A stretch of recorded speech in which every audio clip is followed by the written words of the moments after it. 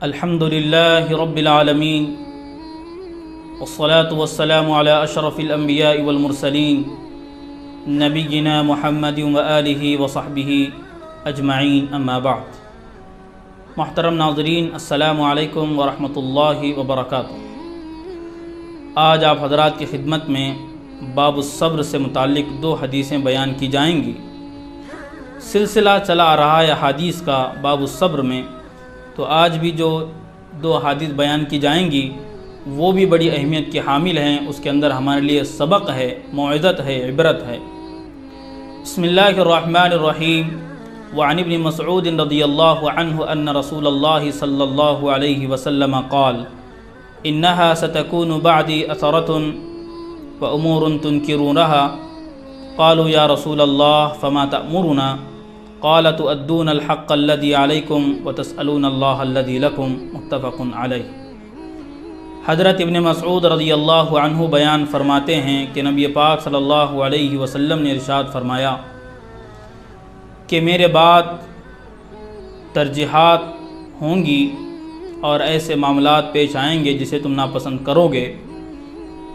صحابہ نے دریافت کیا حضرت صلی اللہ علیہ وسلم آپ ہمیں کیا حکم دیتے ہیں؟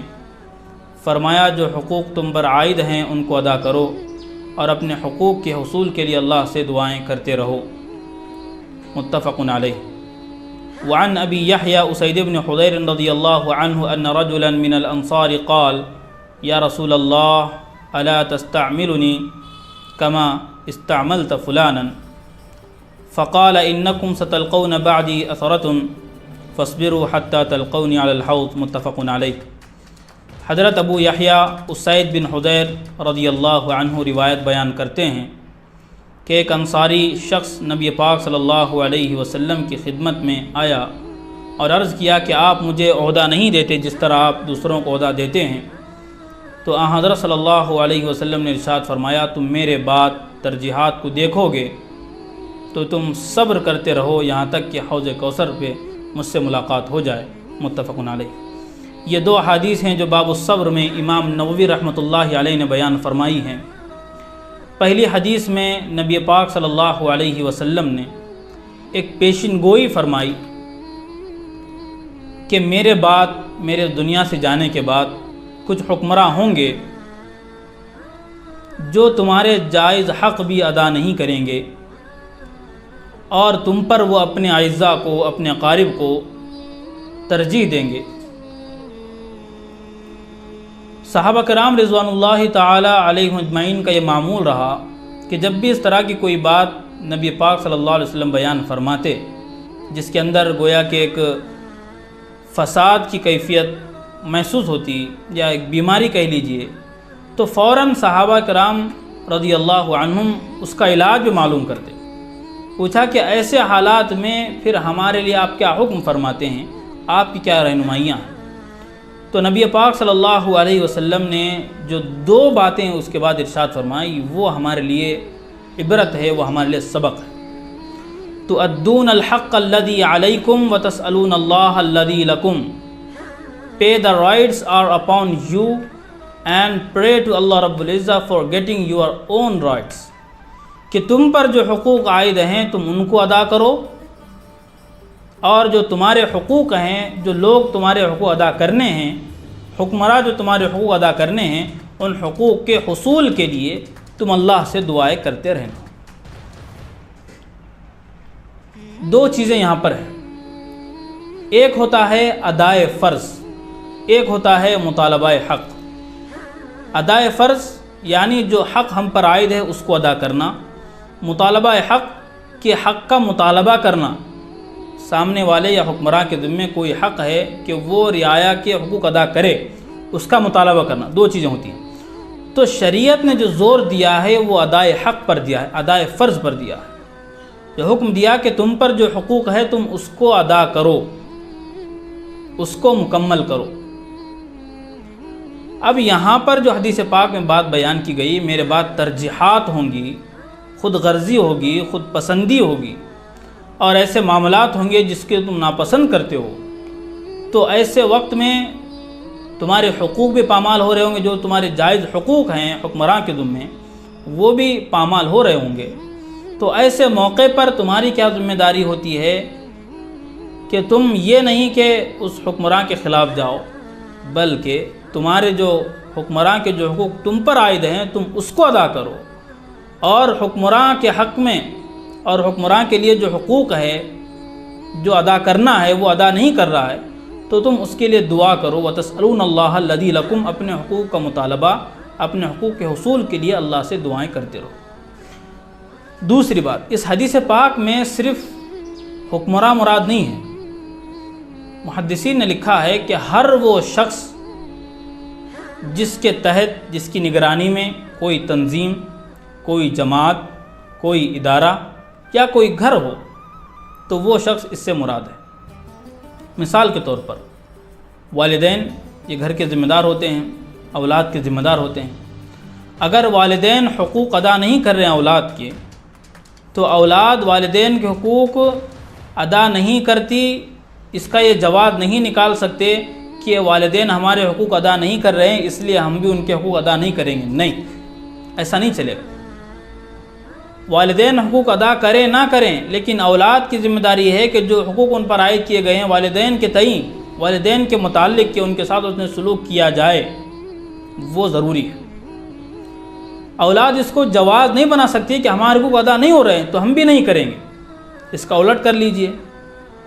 یا والدین ہیں وہ اپنے حقوق ادا کر رہے ہیں لیکن اولاد والدین کے حقوق ادا نہیں کر رہی، تو والدین اولاد کو ادا کرنے میں کوتاہی کرنے کو یہ جواز نہیں بنا سکتے کہ اولاد ہمارے حقوق ادا نہیں کر رہی ہے تو اسی لیے ہم بھی ان کے حقوق ادا نہیں کر رہے ہیں۔ نہیں، والدین کی ذمہ داری ہے کہ وہ اپنا حق ادا کرے، چاہے اولاد ان کے حقوق ادا کر رہی ہو نہ کر رہی ہو۔ اس کا الٹ کہ اولاد اپنے حقوق ادا کر رہے، چاہے والدین ان کے حقوق ادا کر رہے ہوں یا نہ کر رہے ہوں۔ اسی طرح کسی آفس میں آدمی کوئی کام کر رہا ہے، باس ہے، اس کا امپلائمنٹ ہے، اس کے حقوق ادا نہیں کر رہا ہے تو امپلائمنٹ وہاں پر یہ جواب نہیں دے سکتا کہ میں باس کے حقوق ادا نہیں کروں گا کیونکہ وہ میرے حق ادا نہیں کر رہا۔ اسی طرح اس کا جو مالک ہے وہ بھی نہیں کر سکتا۔ اسی طرح ایک شاگرد اور استاد کا بھی مسئلہ ہے، اسی طرح آقا و مملوک کا مسئلہ ہے، اسی طرح ہر چیز کا مسئلہ ہے کہ ہم پر جو حقوق عائد ہیں ان کو ادا کرنا ہے۔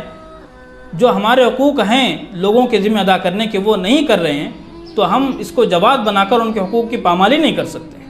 اس حدیث پاک سے یہ بات معلوم ہو رہی ہے۔ دوسری بات، دوسری حدیث میں جو بات بیان فرمائی اس میں بہت ہی اہم بات ہے کہ ایک شخص آئے نبی پاک صلی اللہ علیہ وسلم کی خدمت میں اور عرض کیا کہ آپ مجھے عہدہ نہیں دیتے جس طرح آپ دوسروں کو عہدہ دیتے ہیں۔ تو نبی پاک صلی اللہ علیہ وسلم نے وہاں پر وہی بات بیان فرمائی جو اوپر ہم نے پڑھی ہے کہ تم میرے بعد ترجیحات کو دیکھو گے، ناانصافی کو دیکھو گے، جائز حقوق ادا نہیں ہو رہے ہوں گے، ایسے موقع پر آپ لوگوں کا کام یہ ہے کہ آپ کی ذمہ جو حقوق ہے ان کو ادا کرو اور صبر کرتے رہو یہاں تک کہ حوض کوثر پر مجھ سے ملاقات ہو جائے۔ جو بات بیان فرمائی یہاں پر کہ آپ مجھے اس طرح کا عہدہ کیوں نہیں دیتے جیسے آپ عہدہ دوسروں کو دیتے ہیں۔ ایک دوسری حدیث میں نبی پاک صلی اللہ علیہ وسلم نے عہدہ مانگنے سے منع کیا ہے، عہدہ طلب کرنے سے منع کیا ہے۔ اب عہدہ یا منصب طلب کرنا کیسا ہے اس کو ہم تھوڑا سا دیکھتے ہیں، کیا جائز ہے یا نہیں ہے۔ اس میں تھوڑی سی تفصیل ہے۔ بخاری شریف کی روایت ہے، نبی پاک صلی اللہ علیہ وسلم نے بیان فرمایا، یا عبد الرحمن بن سمرہ لا تسأل الامارہ فإنک ان اوتیتها عن مسألة وکلت الیہا وإن اوتیتها من غیر مسألة اعنت علیہا۔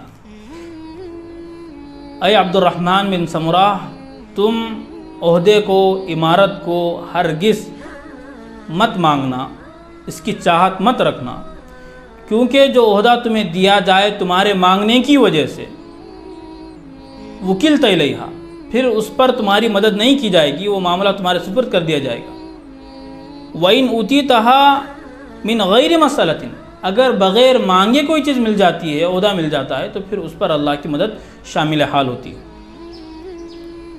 لیکن یہاں اس حدیث سے معلوم ہوا کہ عہدہ مانگنا، عہدے کا طلب کرنا یہ جائز نہیں ہے۔ لیکن اس کے اندر جیسے کہ بتایا کہ تھوڑی سی تفصیل ہے۔ اگر عہدہ آدمی اس مقصد سے مانگ رہا ہے، عہدے کا مطالبہ کر رہا ہے کہ یہی اس کا زیادہ حقدار ہے۔ اگر یہ عہدہ دوسروں کے پاس چلا گیا تو پھر وہ ناانصافی کریں گے رعایا کے ساتھ یا کسی ادارے کے ساتھ یا ملک کے ساتھ، تو ایسے وقت میں آدمی پر ذمہ داری ہے کہ عہدہ طلب کرے۔ جیسے حضرت یوسف علیہ السلام نے ملک مصر میں یہ کہا تھا، اجعلنی علی خزائن الارض انی حفیظ علیم، کہ مجھے ملک کے جو خزانے ہیں اس کا ذمہ دار بنا دیجئے، انی حفیظ علیم، میں اس کی نگرانی بھی کرنے والا ہوں اور میں جاننے والا بھی ہوں۔